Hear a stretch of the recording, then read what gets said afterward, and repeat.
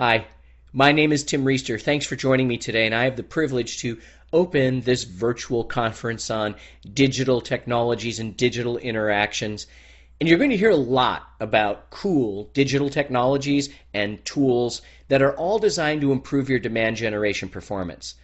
But as the opening act, if you will, I'm here to talk about the fact that it still comes down to creating and delivering great messaging and content through these digital applications. In other words, if your content and messaging sucks, all these digital tools can really do is speed up the sucking. So in this session, I'm going to kick things off by showing you how you can make your digital customer interactions more powerful through better messaging and better content. The best part is they're proven ideas that we've demonstrated, tested, and proven through research to work better than more of the commonly held and used approaches that you're applying today. The first point I need to make is that I think most of your messaging and your content is aiming at the wrong conversation, and as a result, the wrong question that needs to be answered in the minds of your prospects and customers. The idea is that many interactions and engagement are based on this idea that you're trying to create a sales cycle or an opportunity that you or your competitors are going to win, or you're going to lose to your arch rival. What's happening more and more of the time is that 60% of qualified pipeline, we're not talking about all the leads in the funnel, this is just the stuff that your salespeople are qualifying, is ending up in no decision, status quo. In other words, the majority of qualified pipeline decides to keep doing things the same way they were doing them before they engaged you. So the real challenge, we think, is that messaging today is too often focused on why a customer or prospect should pick you versus somebody else, and what's new and improved and better and different about you versus what's out there. But the reality, we believe, is that's not the question that the majority of people you're engaging are asking. If you're creating demand and you're using digital interactions to drive that demand, the question that the people who are engaging you want to answer is, why should I change? Why should I do anything different than I'm doing today? Is there anything so wrong with my status quo approach that I should reconsider it? Here's the opportunity. If you can be the company that engages customers and answers this question, the why change question, you will improve your odds of moving a deal not only into the buying cycle, but through the buying cycle. These numbers here were generated by Forrester Research. They identified hundreds of executive buyers and asked them, who do you give your business to? And they asked them to look at the decisions they made over the last 18 months. 74% said we gave the business to the company that created the buying vision. In other words, the company that helped us see the need to change, the one that disrupted our status quo and helped us realize we need to do something different. Only 26% said they gave it to the winner of a fair and square bake-off. That doesn't mean only 26% of opportunities went to a fair and square bake-off. It only means 26% were fair and square. 74% of the time, the business went to the one who could create the why change dialogue. That's your opportunity today. But the premise here is that the messaging and the content in the why change dialogue is dramatically different than the why us and not them dialogue. It's more about change management principles and concepts than it is about traditional selling features and benefits and value propositions. Let's investigate that. If you base your messaging and content on what customers are telling you their needs are, whether that's through voice of the customer research or salespeople doing discovery, you are then inclined to connect those needs to the specified capabilities in your portfolio that responds to those needs, right? Only makes good sense because this is what we were told makes a value proposition or a solution. But here's the problem with connecting these identified needs to your specified capabilities. You end up in this red box right here, which I'm going to call the commoditized conversation, because all of your competitors are relying on and responding to the exact same inputs from the marketplace, from your prospects and customers. And as a result, more or less, you're going to be responding with some of the same capabilities because your portfolios aren't that different from each other's as well. In the end, your prospects and customers see very little difference between your messages and your competitors' messages because you're both attacking the same questions and the same needs with a similar portfolio. The problem is then customers become very indecisive and have a lack of sense of urgency to make a change, and they see very little uniqueness between you and your competitors, and this is why no decision, status quo seems to reign today. Voice of the customer research and messaging and content based on it is going to put you into a commoditized conversation. So once you find out you're commoditized, panic sets in. What do? Many companies go to this place right here. The idea of introducing value-added services. That's right. These are the capabilities to the right of the red box that don't naturally fit the story, but you think you do them better and you believe you do them different, and you think your customers need to know about them, and you position those in the story as quote-unquote value-added services. There's just one problem in the science of decision making. The customer's not hearing value-added services. The concept is called choice overload. What they're hearing is, oh, that's why you cost so much more. Or, that creates a lot of complexity that might create more failure points for my organization. You say value-added services, they hear extra cost, extra complexity. So this move to try and differentiate and create some urgency so they make a decision and create some uniqueness so they choose you is actually failing. So where do you go to create a story and a message that creates a buying vision and inspires the why change dialogue? You need to create a differentiated, high-value conversation that causes customers to reconsider their status quo and gets them to commit to doing something different and answering yes to the why change conversation. And those conversations and messages take place outside of the red box, right here in the green box. To accomplish this, you have to introduce your prospects to unconsidered needs, problems or challenges where they are unaware that the issue exists, or they undervalue the size and speed of the issue and its potential impact on their business. And then next you connect these unconsidered needs to your unknown strengths, if you will. What you thought were your value-added capabilities now really become the resolution to the risk you just created with the unconsidered need.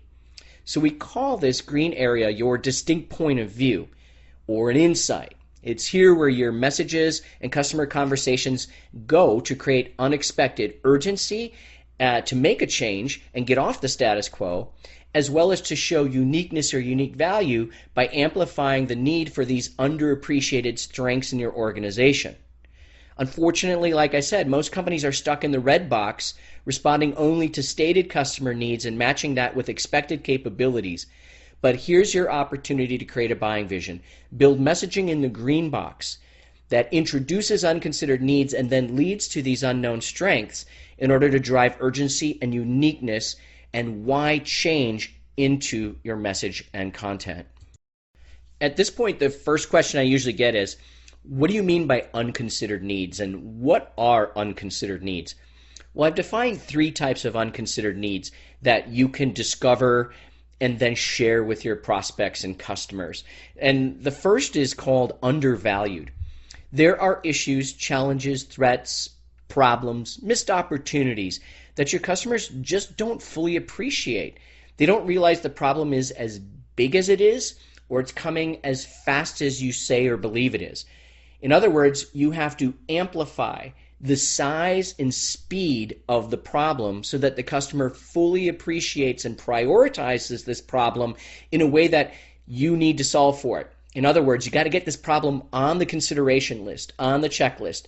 And this usually happens by introducing third-party data that shows that the size and speed of this thing is way more significant, and they need to move it up the prioritization chain and make it a key consideration. The second unmet need is the one that's hiding. It's unmet because it's a problem, a challenge, or an issue that's festering under the surface. And what's happened is people have created so many workarounds that they've just started to either believe that this is just the way things are and we have to do these workarounds, or they've done these workarounds so long that they've actually hidden the problem anymore and they don't even remember it exists until they try to scale their business. And what you're trying to show them is that these problems that were simple enough to work around in the past with duct tape or some other technique is no longer sustainable as they try to move the business forward and go global or take on this competitor or drive for this revenue number or scale to that many customers. There are problems hidden under the surface that they are working around today that you need to peel back the Band-Aid and show them the festering infection that is underneath. The third is unknown, and this is the harder one. This is simply the thing they just didn't even know. They didn't even know they were having this problem until you pointed it out. And it may be the thing you see around the corner a year from now or 2 years from now, and help them realize that the purchase decision they're making today is got to have a 1, 2, 3, 5, 10-year shelf life. And these are the challenges that are going to show up within the life cycle of this decision, so it needs to be something they considered. And in all three of these cases, the big idea is that you introduce the unconsidered need, but know that you have some way of solving that you've got a resolution inside of your capability set that fixes 1, 2, or all three of these different unconsidered needs. One of the most important and powerful pieces of research around decision-making science that you're going to have to learn and have to apply as someone who's creating content messaging for digital interactions, insights that move people, right, to why they should change, is the idea of prospect theory, developed by a man named Daniel Kahneman. He won a Nobel Prize for economics, even though he's a social psychologist. And here's his main finding. It is that people are 2 to 3 times more likely to make a change, make a choice, do something different in order to avoid a loss versus acquire a gain. And he called this loss aversion. And this is extremely important. Loss aversion is at the heart of the unconsidered need philosophy. That there's a need I didn't know, a problem, a missed opportunity, or something I might be missing out on in general, a gap, a deficiency that I'm not aware of, or that is going to take advantage of me, or I'm going to lose something as a result of. This has got a 2 to 3 times greater impact on them making a move to do something different than promoting a benefit, a gain, an upside. Daniel Kahneman doubled down on this and identified a theory called risk seeking. Because risk aversion is so real when people make change, they're risk averse. And your solution and asking your customer to make a change is something that naturally people will have an aversion to. He wanted to identify when people would actually seek out risk, when they would move toward risk or lean into risk. And it turns out people will prefer to take risks that mitigate a loss versus take risks to get a potential gain. And he bundled together this idea of risk seeking with loss aversion to come up with the concept called prospect theory. Prospect theory is at the heart of the unconsidered need story and the research we're about to talk about. So the big idea of the unconsidered need leading to the unknown strength and creating your distinct point of view is a concept that we have gone out and tested now with 2 research partners that we've got in the area of persuasion and negotiation. Dr. Zachary Tromala and Dr. Margaret Neal are partners of ours in doing research and collaboration to test and prove the concepts that we're taking to the market. And for example, the one I just shared with you. In their repertoire is that they're also both professors at the Stanford University Graduate School of Business, so they come with a significant degree of credibility. Now I want to share some results with you for some of the ideas that I just shared with you as well. One of the big challenges for your message when you're trying to get a why change message out there and cause people to move off the status quo is to be unique, be seen as different, to set yourself apart, to cut through the noise. Whatever phrase you want to use, you want to be unique. And look at this research. We created 4 styles of pitches or presentations in video form. They were 3-minute videos, and they were all similar in that they represented a similar solution to a similar problem, but they were organized like this. One was simply a standard video that responded to the identified, uncovered, known business needs of the prospect and customer, and then talked about a solution to solve for those known needs and the value it creates. And we called that the standard pitch. The second one is the value-added solution That's the one where we identified and responded to the known customer needs, the same ones, but then introduced a solution and value-added capabilities to differentiate. Those extra services that are supposed to set you apart from the competition. The third pitch that we tested was the idea in those 3 minutes on video that you would respond to the current known needs, but introduce at the end an unconsidered need, something the customer hadn't thought about. And in the fourth condition on the right, the whole thing opened with an unconsidered need. In other words, led with an unconsidered need and told the customer about a problem or missed opportunity they didn't know they even had, and then eventually responded to the known needs. And look at the results. If you want to be unique and perceived as different, you can improve your impact by 50% by bringing an unconsidered need to the story. In other words, telling the customer something they didn't know instead of just responding to what they told you. The idea of being a trusted advisor and bringing an insight means you give them value beyond what they told you. Just understanding, first asking and then understanding what they told you and then playing it back for them does not make you a trusted advisor. That makes you a tape recorder. So for your content and messaging to be perceived as unique, you want to introduce an unconsidered need, not just respond to known customer needs. And differentiation will be tipping in your favor by a whopping 50%. In this same test then, we ask people for their perceptions of quality of the products and services, quality of the institutions telling the story, and quality of the video presentation itself and its impact on their decisions. And you can get another double-digit bump by introducing an unconsidered need over the traditional ways of messaging. But what's really interesting here, I think, is now, and in this case, only does the unconsidered need first give you the impact you're looking for. All of a sudden, waiting to introduce the unconsidered need at the end doesn't fare any better in terms of impacting perceptions of quality of the product, the institution, the brand, or the video, any different than the other two. So something's going on here, and I'm going to explain it more in the next piece of results you're going to see. But unconsidered need, extremely important, but now we're starting to see you should lead with it. We ask a whole bunch of questions then about persuasion, like how likely would you be to choose this vendor over the other vendors? How likely would you be to pay more for this over the others? We ask a bunch of persuasion-based questions, decision, attitude, choice questions, 10, 20 different questions to rate, and look what happened. Again, you get a statistically significant improvement in persuasion, people's willingness to make a decision, choose, favor you if you introduce an unconsidered need. But again, only if you introduce it first. So this idea of introducing an unconsidered need shows tremendous power in terms of uniqueness and differentiation, tremendous power in improving your ability to get increased perceptions of quality of your brand, your product, your company, and the offering. And the opportunity for people to make a choice and choose you is increased also by double digits when you launch an unconsidered need. But most effectively when you launch it first before the rest of the discussion. So in the spirit of telling better stories around your messages and content, in the digital domain where you're interacting to create a buying vision and drive a change of mind and disrupt the status quo, you must tell them something they didn't already know about a problem or opportunity they didn't know they had, and you have to lead with that. You can't wait, and it can't come after you've told them what they've already told you. Make sense?